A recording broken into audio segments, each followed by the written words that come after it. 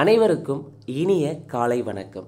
Olympia IAS academy வழங்கும் இன்றைய வீடியோவில் நான் பார்க்குள்ளது 2024 அட் ப்ரெசண்ட்டாக டிஎன்பிஎஸ்சி தேர்வாணையம் பல்வேறு தேர்வுகளை நடத்தி முடிச்சிருக்காங்க. அந்த தேர்வுகளில் யூனிட் 8 பகுதியில் கேட்கப்பட்ட வினாக்களை தான் நாம் இந்த காணொலியில் பார்க்க இருக்கிறோங்க. ஏற்கனவே நாம் 2024 ஆண்டு டிஎன்பிஎஸ்சி தேர்வான் நடத்தி முடித்த பல்வேறு தேர்வுகளிலிருந்து யூனிட் 8 பகுதியில் கேட்கப்பட்ட வினாக்களை முழுமையாக பார்த்துருக்குறேங்க.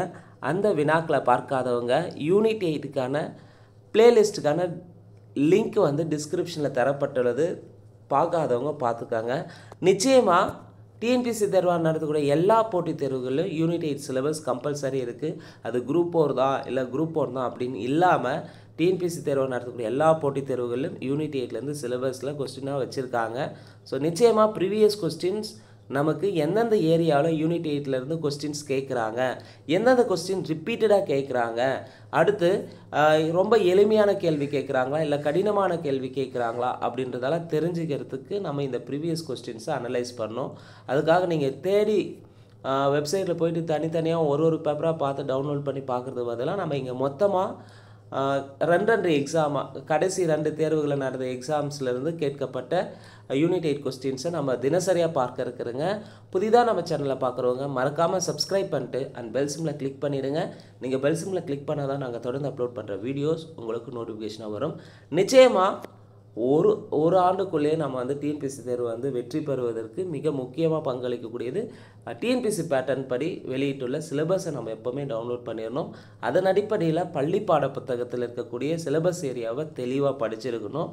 படித்ததை ரிவிஷன் பண்ணோம். அதுக்கடுத்து ஒவ்வொரு பகுதியிலும் சிலபஸில் இருக்கக்கூடிய ஒவ்வொரு பகுதியிலும் ஏற்கனவே ப்ரீவியஸ் கொஸ்டின்ஸ் எப்படியெல்லாம் கேட்டிருக்காங்க, எந்த மாதிரி கடினமான கேள்வியாக இருக்குது இல்லை எளிமையான கேள்வியாக இருக்குது அப்படின்றத பார்த்து அதுக்கு தகுந்த மாதிரி நீங்கள் ப்ராக்டிஸ் பண்ணங்கன்னா நிச்சயமாக ஒரு ஆண்டுக்குள்ளே நீங்கள் உங்களுடைய இலக்கை அடையலாம். அதற்கு கடினமான உங்களுடைய ஹார்ட் ஒர்க்கும் ப்ளஸ் பார்த்திங்கன்னா விடாமுயற்சியும் தொடர்ந்து இருக்கும்போது நிச்சயமாக எந்த துறையாக இருந்தாலும் அது வெற்றி நிச்சயமாக கிடைக்கும். நீங்கள் செய்ய வேண்டியது சிலபஸ் எப்போவுமே கையில் கூட இருக்கணும். ப்ளஸ் நம்ம என்ன படிக்கிறன்றதை விட எதெல்லாம் படிக்கக்கூடாது அப்படின்றத தெளிவாக தெரிஞ்சிருக்கணும். அதை நீங்கள் சரியாக பயன்படுத்திட்டிங்கனாவே மிக விரைவில் அரசு பணியில் நீங்கள் சேருவதற்கு அதிகபட்சமான வாய்ப்புகள் இருக்குது. ஏனோ தானோ படிக்காமல் சின்சியராக படிங்க. இந்த ஆண்டில் அப்கமிங்காக வரக்கூடிய குரூப் 4ல் நம்ம போஸ்டிங் வாங்கணும் அப்படின்றத இலக்கை நிர்ணயித்து உங்களுடைய இலக்கை நோக்கி பயணிங்க. நிச்சயமாக வெற்றி உங்களை சேரும். ஒலிம்பியா ஐஏஎஸ் அகாடமி சார்பாக பார்த்தீங்கன்னா குரூப் 4க்கான டெஸ்ட் பேட்ச் போயிட்டுருக்கு. ஆன்லைன் மாணவர்களுக்கு குறைந்த கட்டணத்தில் பார்த்தீங்கன்னா இந்த டெஸ்ட் பேட்ச் கண்டக்ட் பண்ணுறாங்க. இன்னும் நமக்கு சரியாக 6 மாத கால இடைவெளி இருக்குது. இந்த 6 மாத கால இடைவெளியை நீங்கள் சரியாக பயன்படுத்திக்கணுங்கன்னா அடுத்த ஆண்டு 2025 நீங்களும் ஒரு அரசு அதிகாரியாக இருக்கலாம். அதற்கு ஒலிம்பியா ஐஏஎஸ் அகாடமி எப்போவுமே துணையாக இருக்கும். ஒவ்வொரு மாதிரி தேர்வும் டிஎன்பிஎஸ்சி தேர்வாணையம் இப்போ ரீசண்டாக கேட்கப்பட்ட கேள்விகளுக்கு அடிப்படையில் பார்த்திங்கன்னா நம்ம பேட்டர்ன் டெஸ்ட் போயிட்டுருக்கு. இதை சரியாக பயன்படுத்திக்காங்க. வாங்க வீடியோஸ்குள்ளே போகலாம். இந்த வீடியோ பொறுத்தவரையும் ரீசண்டாக கம்பைன்டு டெக்னிக்கல் சர்வீஸ் எக்ஸாமினேஷன் இன் நான் இன்டர்வியூ போஸ்ட்டிலும் அதே போல் இன்னொரு கம்பைன்டு டெக்னிக்கல் எக்ஸாம் நான் இன்டர்வியூ போஸ்ட்டு 2 தேர்வு நடத்தியிருப்பாங்க. அந்த 2 தேர்வில் கேட்கப்பட்ட யூனிட் 8க்கான கொஸ்டின்ஸை தான் பார்க்க போகிறேங்க.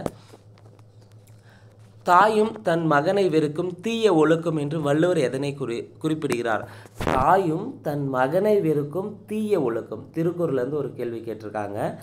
திருக்குறளை தெளிவாக படிக்கணும். அதிலும் குறிப்பாக 6ஆம் வகுப்பு முதல் 12ஆம் வகுப்பு வரை சிலபஸில் கொடுத்தக்கூடிய அந்த தலைப்பில் இருக்கக்கூடிய அதிகாரங்கள் இருக்கக்கூடிய திருக்குறளை தெளிவாக படிச்சிருக்கணும். அப்போ இங்கே கள் உண்ணுதல் குடிக்கிறத பற்றி வள்ளுவர் ஒரு குடி எவ்வளோ கொடுமையானது மோசமானது என்பதை பற்றி கல்லுண்ணுதல் தலைப்பில் கொடுத்திருப்பாங்க. கல்லுண்ணாமை தலைப்பில் சொல்லியிருப்பாங்க. அங்கேருந்து தான் கொஸ்டின்ஸ் எடுத்திருக்காங்க.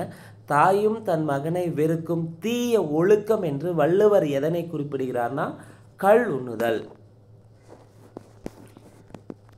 2 திரையிடும் மணலினும் பலரே உரைசெல மலர்தலை உலகம் ஆண்டு கழிந்தோரே என்று வாழ்க்கையின் நிலையாமை தன்மையை எடுத்துரைக்கும் வரிகள் இடம்பெற்றுள்ள நூல் எது? நிலையாமையை பற்றி சொன்னால் மதுரை காஞ்சி நூல் குறிப்பிடும். திரையிடும் மணலினும் பலரே உரைசெல மலர்தலை உலகம் ஆண்டு கலைந்தோரே என்ற வாழ்க்கையின் நிலையாமை தன்மையை எடுத்துரைக்கும் வரிகள் இடம்பெற்றுள்ள நூல் மதுரை காஞ்சி. மதுரை காஞ்சியின் ஆசிரியர் மாங்குடி மருதனார். கேள்வி 3. உடைமையுள் இன்மை விருந்தோம்பல் ஓம்பா மடமை மடவார்க்கண் உண்டு. இதன் பொருள் என்ன? திருக்குறள் இருந்து பொருள் கேட்டிருக்காங்க. உடைமையுள் இன்மை விருந்தோம்பல், உடைமையுள் இன்மை விருந்தோம்பல் ஓம்பா மடமை மடவார்க்கண் உண்டு. திருக்குறளுடைய பொருள் தெளிவாக தெரிஞ்சிருந்தால் மட்டும்தான் ஆன்சர் பண்ண முடியும். செல்வத்தில் வறுமை என்பது விருந்தோம்பலை செய்யாத பேதமையாகும். உடைமையுள் இன்மை விருந்தோம்பல் அப்படின்னா செல்வத்தில் வறுமை என்பது விருந்தோம்பலை செய்யாத பேதமை. இது பேதையரின் ஒழுக்கமாகும். மடமை மடவார் உண்டு, பேதமையரின் ஒழுக்கமாகும்னு சொல்லிட்டு செல்வத்தில் ஒரு வறுமை செய்யாத இருக்கிறது விருந்தோம்பலின் செய்யாத பேதமைன்னு சொல்லிட்டு இருக்கார். பேதமைன்னா அறியாமை அப்படின்னு சொல்லியிருப்பார் வள்ளுவர். கேள்வி 4. கீழ்கண்டவற்றுள் சிம்ம விஷ்ணுவிற்கு தொடர்பில்லாத பட்டத்தை தேர்ந்தெடுக்க. அப்போ சிம்ம விஷ்ணுவுக்கு வழங்கப்பட்ட பட்டங்கள் என்னன்றது தெரிஞ்சிருக்கணும். வேலூர் பாலை பட்டயம், காசக்குடி பட்டயம், கஞ்சனூர் பட்டயம், இந்த 3 பட்டயங்களும் சிம்ம விஷ்ணுவிற்கு வழங்கப்பட்டுள்ளன. அப்போ சிம்ம விஷ்ணு வெளியிட்டிருப்பார். சிம்ம விஷ்ணு ஆட்சி காலத்தில் வெளியிடப்பட்ட பட்டயங்கள். இப்போ வேலூர் பாளையம் பட்டயம், காசக்குடி பட்டயம், கஞ்சனூர் பட்டயம், இது எல்லாமே சிம்ம விஷ்ணு ஆட்சி காலத்தில் தரப்பட்டது. அப்போ தொடர்பில்லாத பட்டம் எதுனா சின்னமனூர் பட்டம் தான் தொடர்பில்லாதது. இங்கே சிம்ம விஷ்ணுவுக்கு தொடர்பில்லாத பட்டயம் ஆப்ஷன் டெல்லி சின்னமனூர் பட்டயம். கேள்வி 5. ஒரு நாட்டின் அணி என வள்ளுவர் எதனை குறிப்பிடுகிறார்? ஒரு நாட்டின் அணியாக இருக்கக்கூடியது எதுனா செல்வம், வெல்த், அதை தான் ஒரு நாட்டின் அணியாக உள்ளதுன்னு சொல்லிட்டு வள்ளுவர் சொல்லியிருப்பார். கேள்வி 6. பெருஞ்செல்வத்தை வள்ளுவர் எதனோடு ஒப்பிடுகிறார்? பெருஞ்செல்வத்தை வள்ளுவர் எதனோடு ஒப்பிடுகிறார்? கூத்தாட்டு அளவோடு ஒப்பிடுகிறார். டிராமா ஸ்டேஜ்னு சொல்லியிருப்பார். பெருஞ்செல்வத்தை வள்ளுவர் எதனோடு ஒப்பிடுகிறார்? கூத்தாட்டு அளவு. கேள்வி 7. பாரத சக்தி காவியம், பாரத சக்தி மகா காவியம்னு வந்திருக்கணும். இங்கே டைப்பிங் மிஸ்டேக் இருக்குது. பாரத சக்தி காவியம் என்ற நூலை எழுதியவர் சுத்தானந்த பாரதியார். இப்போ யூனிட் 8ல் நூலாசிரியர் தொடர்பாக ஒரு கேள்வி இடம்பெற்றிருக்கும். இப்போ பாரத சக்தி மகா காவியம் என்ற நூல் எழுதியது சுத்தானந்த பாரதியார். கேள்வி 8. திருவெம்பாவை எப்பணுவலின் ஒரு பகுதியாக இடம்பெற்றிருந்தது? திருவெம்பாவை மாணிக்க வாசகர் ஏற்றிருப்பார். திருவெம்பாவை மாணிக்க வாசகர் ஏற்றிருப்பார். திருப்பாவை ஆண்டாள் எழுதியிருப்பாங்க. இந்த திருவெம்பாவை பொறுத்தவரையும் பார்த்தீங்கன்னா திருவாசகத்தின் ஒரு பகுதியாக இடம்பெற்றிருக்கும். திருவாசகத்து உருகார் ஒரு வாசகத்து உருகார் என்ற பழமொழியும் உண்டு. அப்போ திருவெம்பாவை எப்பணுவலின் ஒரு பகுதியாக இடம்பெற்றுள்ளது திருவாசகம். திருவாசகத்தின் ஆசிரியர் மாணிக்க வாசகர். திருவெம்பாவை எழுதியது மாணிக்க வாசகர் தான். திருவெம்பாவை சிவனை பற்றி இருக்கும். திருப்பாவை ஆண்டாள் பெருமாளை பற்றி எழுதப்பட்டுள்ளது. திருப்பாவை எழுதந்து ஆண்டாள், திருவெம்பாவை எழுதியவர் மாணிக்க வாசகர். கேள்வி 9. கூற்று காரணம். கூற்று காரணத்தில் கூற்று தொய்யகம் என்பது சங்க காலத்தில் ஒரு வகையான தலை அலங்காரமாக இருந்தது. தொய்யாகம் என்பது சங்க காலத்தில் அன்றைய காலகட்டத்தில் தலை அலங்காரமாக இருந்தது. இப்போ மேக்கப் பண்ணுற மாதிரி தலைக்கு நிறைய டிசைன்ஸ் எல்லாம் பண்ணுவாங்கள்ல, அப்படியே அன்றைய காலத்தில் சங்க காலத்திலிருந்து ஒரு அலங்காரமாக இருந்திருக்கு. காரணம், குறிஞ்சிப்பாட்டில் கபிலர் 101 வகை மலர்களை குறிப்பிடுகிறார். குறிஞ்சிப்பாட்டில் கபிலர் 101 மலர்களை குறிப்பிடுகிறார். இங்கே இரண்டுமே சரி. கூற்று காரணம் இரண்டும் சரியானது. ஆனால் சரியான விளக்கம் கிடையாது. ஸோ கூற்றும் சரி காரணம் சரி. இது பார்த்திங்கன்னா இந்த 2 கூற்றும் சரி காரணம் சரி. ஆனால் இந்த காரணம் கூற்றுக்கான விளக்கமாக இருக்கான விளக்கம் கிடையாது. கேள்வி 10. தமிழில் முதல் அச்சு நூல் இவரால் வெளியிட்டது. தமிழில் முதல் அச்சு நூலை வெளியிட்டது யாருன்னா சீகன் பால்கு. அச்சு எந்திரத்தை வடிவமைத்தது யார்? சீகன் பால்கு. பல்லவர் காலத்தில் பெயர் பெற்ற கல்வி நிலையம் எது? பல்லவர் காலத்தில் பெயர் பெற்ற கல்வி நிலையம் காஞ்சி. கேள்வி 12. மண்டகப்பட்டு குடவரை கோயில் எந்த மாவட்டத்தில் உள்ளது? மண்டகப்பட்டு குடவரை கோயில் தென்னார்காடு மாவட்டத்தில் உள்ளது. மண்டகப்பட்டு குடவரை கோயில் எந்த மாவட்டத்தில் உள்ளது? தென்னார்காடு மாவட்டத்தில் உள்ளது. கேள்வி 13. முதலாம் பாண்டியர் ஆட்சி காலத்தில் சோழன் தலை கொண்ட கோவீர பாண்டியன் என்ற பட்டத்தை சூட்டி கொண்டவர் யார்? முதலாம் பாண்டியர் ஆட்சி காலத்தில் சோழன் தலை கொண்ட கோவீர பாண்டியன் என்ற பட்டத்தை சூட்டி கொண்டவர் வீரபாண்டியன். கேள்வி 14. இந்த வெளிநாட்டு பயணிகளிலிருந்து நிச்சயமாக ஒரு கேள்வி இடம்பெற்றிருக்குங்க. கிமு 640 காஞ்சியை வந்தடைந்த சீன நாட்டு புனித பயணி யார்? கிமு 640 காஞ்சியை, அதாவது காஞ்சிபுரத்திற்கு வந்த சீன நாட்டு பயணி யுவான் சுவாங். கேள்வி 15. பல்லவ ஆட்சியாளரான டேஸ் காலத்தில் ஆட்சியாளரான டேஸ் காலத்தில் சீன பயணி யுவான் சுவாங் காஞ்சிபுரத்திற்கு வருகை தந்தார். முன்ன யுவான் சுவாங் எப்போ வருகை தந்தார்னு பார்த்துங்க, 640 பார்த்துருப்போங்க. மேலே கொஸ்டின் கிமு 640 காஞ்சியை வந்தடைந்த சீன நாட்டு பையனா யுவான் சுவாங் யாருடைய ஆட்சி காலத்தில் வந்தார்?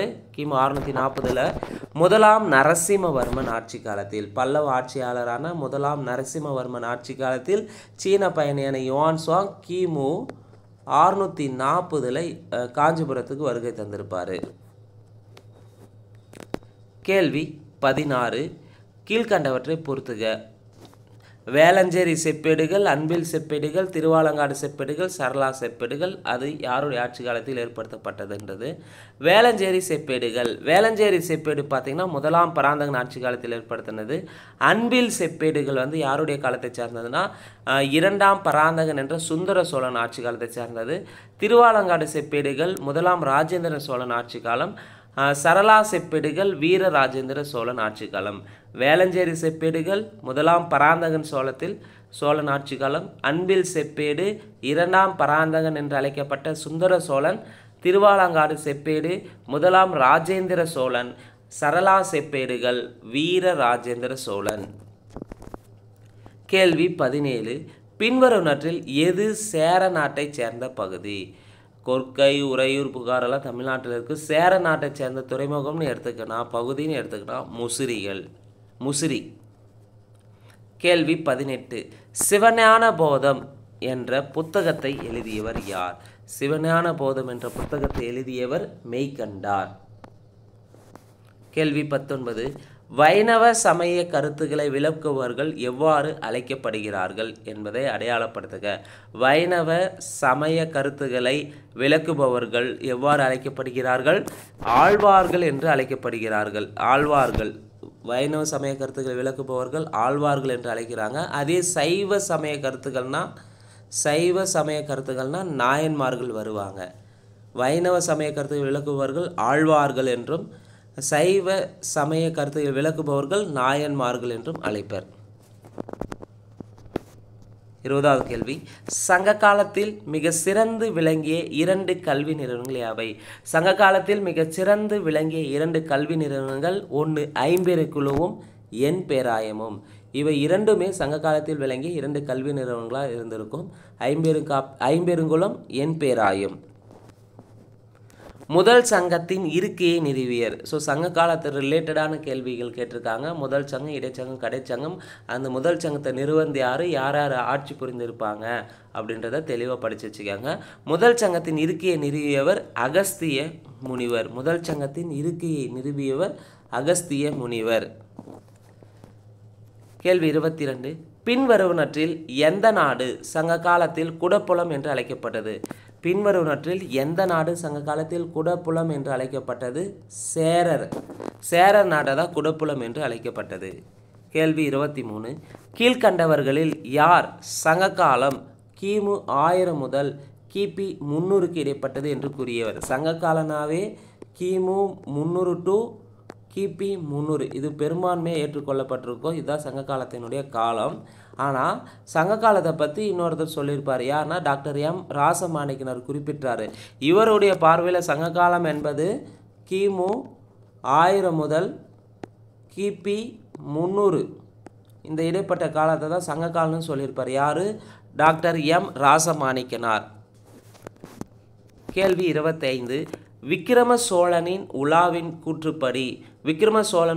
கூற்றுப்படி பொன்னிக்கு கரை கண்ட பூபதி என யாரை குறிப்பிடுகிறது? பொன்னிக்கு கரை கண்ட பூபதினா கரிகால பெருவளவனை குறிக்கிறது. கரிகால சோழனை தான் குறிக்கிறது. பொன்னிக்கு கரை கண்ட பூபதி என்று அழைக்கப்படுபவர் கரிகால சோழன். இதில் எதில் சொல்லியிருப்பாங்கன்னா விக்ரம சோழ உலா என்ற நூலில் குறிப்பிட்டிருப்பாங்க. ஸோ இந்த வீடியோ பொறுத்தவரையும் ரீசெண்டாக நடந்த 2 எக்ஸாமில் கேட்கப்பட்ட யூனிட் 8க்கான கொஸ்டின் பேப்பரை தான் நாம் பார்த்துருக்குறோங்க.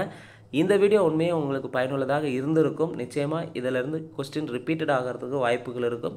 அதே போல் யூனிட் 8ல் எந்தெந்த பகுதியில் நம்ம இன்னும் கான்சன்ட்ரேட் பண்ணி தெளிவாக படிக்கணுன்றதுக்கு ஒரு வாய்ப்பாக இந்த வீடியோ உங்களுக்கு பயனுள்ளதாக இருக்குன்றதை நம்புகிறேன். ஸோ இந்த வீடியோ பற்றி தானே கமெண்ட் இருந்தால் மறக்காமல் கமெண்ட் செக்ஷனில் கமெண்ட் பண்ணுங்கள். மேலும் டிஎன்பிஎஸ்சி எக்ஸாம் ப்ரிப்பேர் பண்ணுற உங்கள் ஃப்ரெண்ட்ஸ்க்கு ஷேர் பண்ணுங்கள். நன்றி, வணக்கம்.